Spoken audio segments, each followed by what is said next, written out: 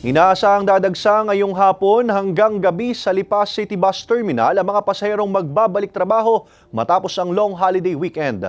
Narito ang report ni Paul Hernandez. Nakapahinga at bakasyon ng ilang araw sa Ibaan, Batangas ang mga anak ni Regine. Ngayong Lunes, balik Payatas, Quezon City na sila. Balik eskwela na sila pagkatapos ng long holiday weekend. Masaya naman po sila kahit papano, at least nakabakasyon. Maluwag pa kaninang umaga ang sitwasyon sa bus terminal sa Lipa City. Kakaunti pa ang mga lumuluwas galing bakasyon. Ngayong hapon hanggang gabi ang posible raw na buhos ng mga pasaherong pabalik sa Metro Manila. Paunti-unti pa isa-isa, dalawa, mamayang hapon hanggang gabi. Naka-standby lang daw ang karagdagang bus units na magsasakay ng mga pasahero. Sa ngayon, ang na-deploy na ngayon, sa bus namin 19 na. Ito, last na to, wala na.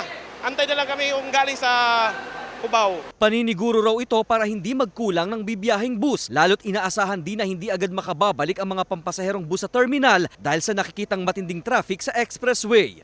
Kasama si Kel Ravaca, Paul Hernandez, Balitang Southern Tagalog.